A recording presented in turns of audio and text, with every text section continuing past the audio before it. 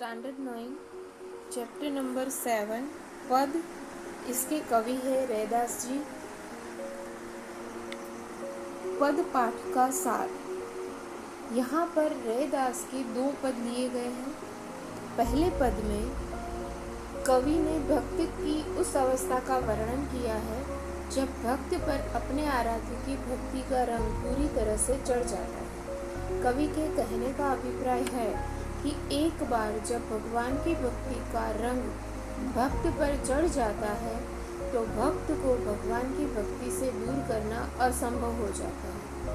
कवि कहते हैं कि यदि प्रभु चंदन है तो भक्त पानी है। जिस प्रकार चंदन की सुगंध पानी के बूंद बूंद में समा जाती है, उसी प्रकार भक्त की भक्ति भक्त के अंग अंग में समा जाती है। यदि प्रभु बादल है तो भक्त मोर के समान है जो बादल को देखते ही नाचने लगता है। यदि प्रभु चांद है तो भक्त उस चकोर पक्षी की तरह है जो बिना अपनी झपकाए चांद को देखता रहता है। यदि प्रभु दीपक है तो भक्त उस बाती की तरह है जो दिन रात रोशनी देती रहती है।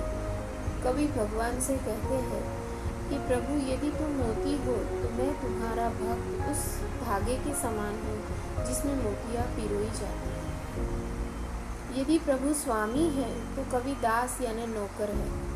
दूसरे पद में कवि भगवान की महिमा की तारीफ करते रहते हैं।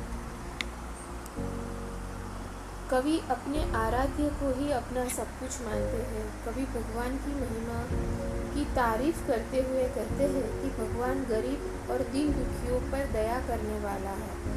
उनके साथ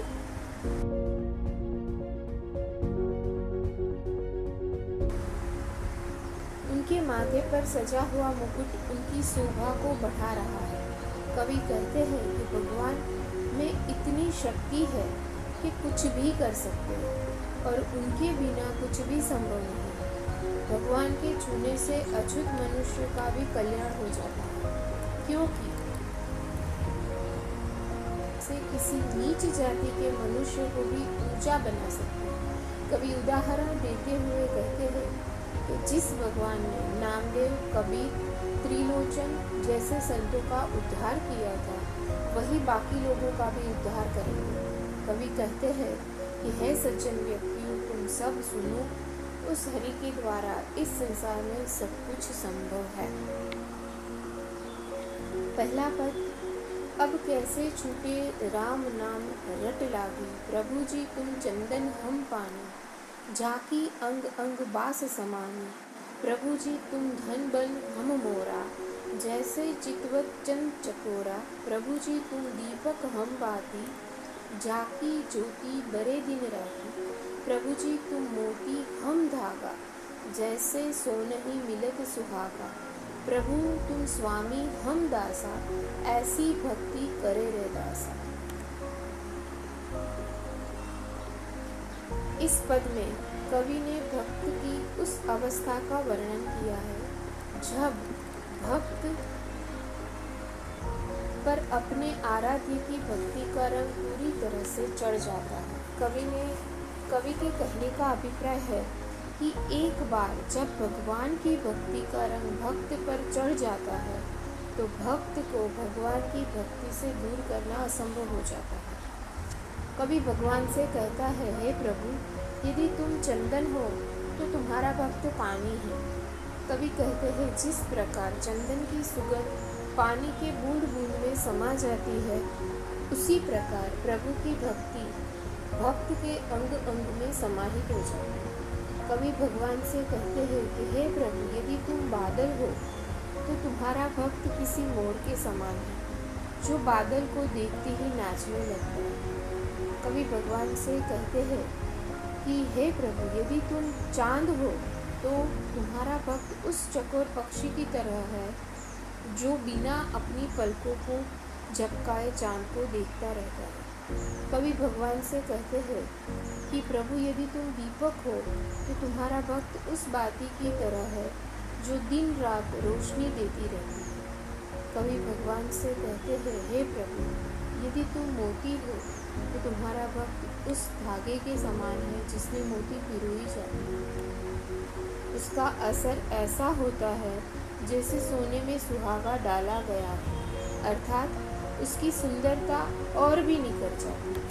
कवि रैदास अपने आराध्य के प्रति अपनी भक्ति को दर्शाते हुए कहते हैं कि हे प्रभु, यदि तुम स्वामी हो तो मैं आपका भक्त, आपका दास यानी नौकर हूँ। ऐसी लाल तुझ बिन करऊँ नु करे, गरीब निवाजु गुसैया, मेरा माथे छत्रु धरे। जाकी छोटी जगत को लागे, ता पर तू ही धरे। नीच हूँ ऊंच करे, मेरा गोविंदु काहू ते ना डरे। नामदेव कबीर त्रिलोचनु, सघना सैनु तरे। कही रविदासु सुनहु रे, संत हूँ हरि जीवु ते सभे सरे। इस पद में कवि भगवान की महिमा की तारीफ करते हुए कह रहे हैं कि हे मेरे स्वामी, कुछ भी मेरा कौन है। अर्थात कवि अपने आराध्य को ही अपना सब कुछ मानते हैं। कवि भगवान की महिमा की तारीफ करते हुए कहते हैं कि भगवान गरीब और दीन दुखियों पर दया करने वाले हैं। उनके माथे पर सजा हुआ मुकुट उनकी शोभा को बढ़ा रहा है। कवि कहते हैं कि भगवान में इतनी शक्ति है कि वे कुछ भी कर सकते हैं और उनके बिना कुछ भी संभव नहीं है। कहने का तात्पर्य यह है कि भगवान की इच्छा के बिना दुनिया में कोई भी कार्य संभव नहीं है। कवि कहते हैं कि भगवान के छूने से अछूत मनुष्यों का भी कल्याण हो जाता है, क्योंकि भगवान अपने प्रताप से किसी नीच जाति के मनुष्य को भी ऊंचा बना सकते हैं। अर्थात भगवान मनुष्यों के द्वारा किए गए कर्मों को देखते हैं, न किसी मनुष्य की जाति को। कवि उदाहरण देते हुए कहते हैं कि जिस भगवान ने नामदेव, कबीर, त्रिलोचन जैसे संतों का उद्धार किया था, वही बाकी लोगों का भी उद्धार करेंगे। कवि कहते हैं, हे सज्जन व्यक्ति, तुम सब सुनो, उस हरि के द्वारा इस संसार में सब कुछ संभव है।